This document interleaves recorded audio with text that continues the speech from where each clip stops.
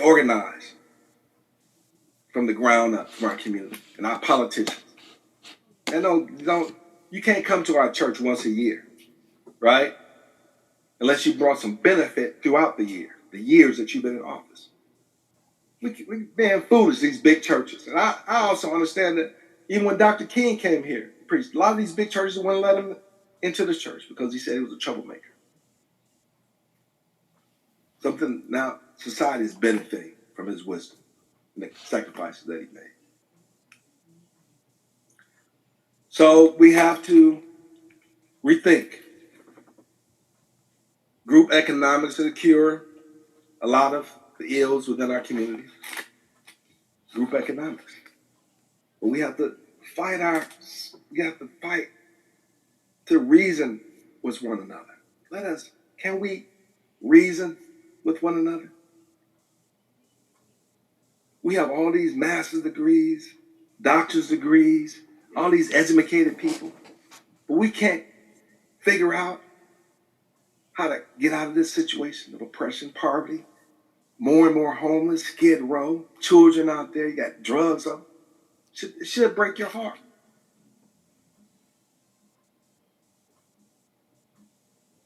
Can't we reason with one another? Can't we sit down? Because we have a common objective.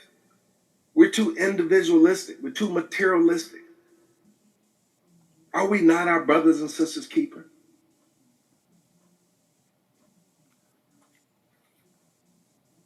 We got to the point now where our parents are afraid of our children. The parents are afraid of the children. I remember one child had his mother woke him up for school, to go to school. And he got up, middle school child, and he stabbed his mother. Because she woke him up to go to school. And I blame the government for that, taking discipline out of home. We know we got some crazy people that shouldn't be parents. But this doesn't affect everybody. And we want to get away from a violent society, even though we have a violent government and a violent world. They teach us to be peaceful, but they commit crimes of violence against us on a daily basis. Men, we have to bring order back to the situation.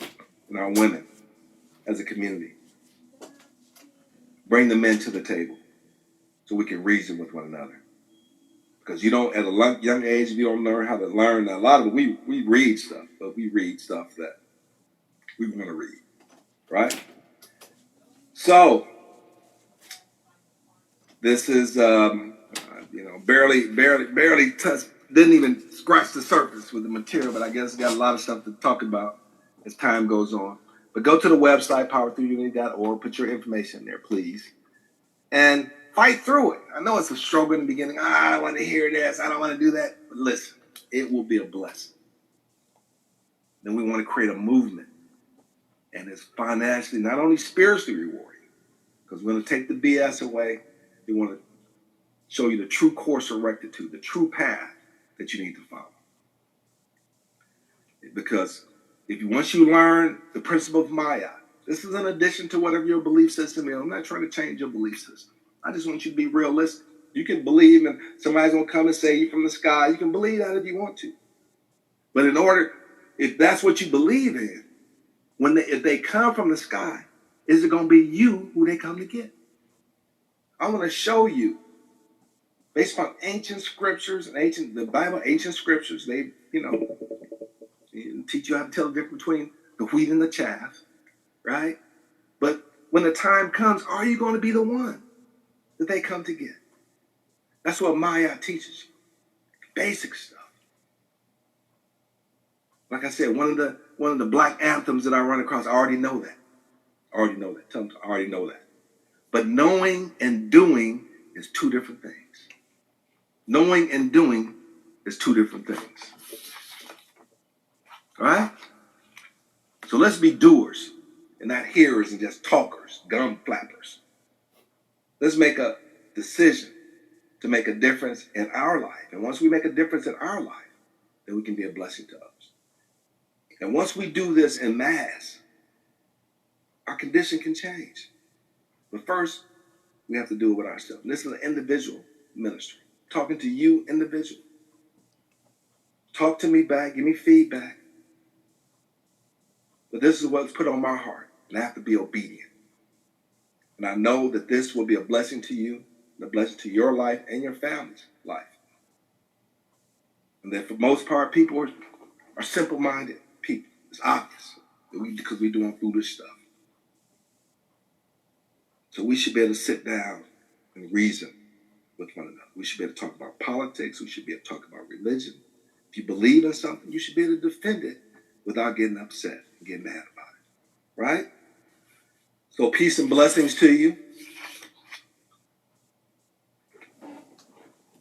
The whole message is my call to action.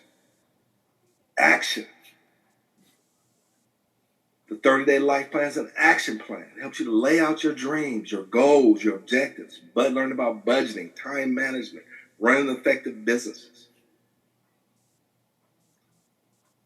Getting rid of some of these fabricated stories that we've been taught and replace it with reality. Let us grow together. Let us reason with each other. This is my call to action. The doors of the temple are open 24/7. Just go log in and you start getting material. I have resources, newsletters.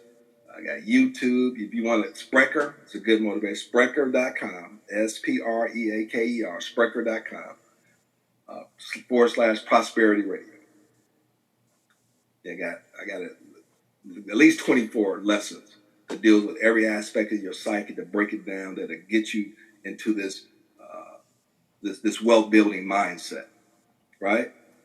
May we dwell in peace, prosperity, and wisdom together with unity of purpose, right? This is the Reverend Dr. Claud A. Sinclair, Esquire, attorney at law. So I'll give you I was raised in the church. I studied, and I studied religion, different religions and so forth. And God has put it on my spirit to tell the people the truth. And a lot of us are way, way out there.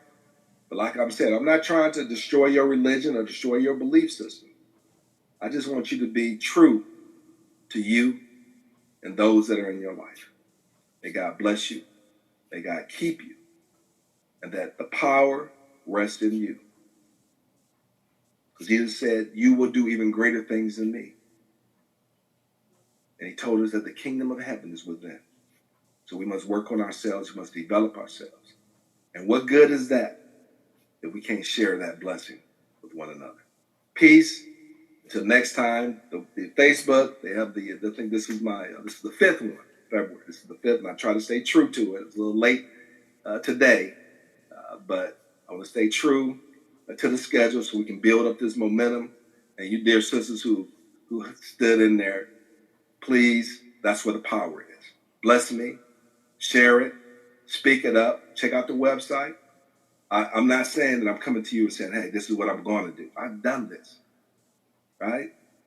When I left home at 18 years old, I wanted to be a blessing, not only to myself, but to those around me. So I've come back.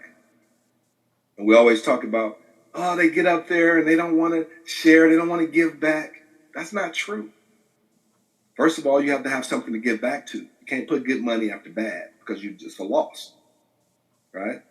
But then you have to have willing, open minds that are willing to hear and listen and do what's been directed. And I look at President Obama when he was in office. He dropped some serious knowledge, the magazines, the books, and the articles that he was written, telling you exactly what to do. It just fell on deaf ears. Fell on deaf ears. And for some reason, we don't think it has anything to do with us. The greatest people in the creation of man, the original man and woman. And we have allowed ourselves to lose our way. Let's be like the ants in the anthill. We knock it down, and a few days later, it's built right back up. Right? Bless you and keep you.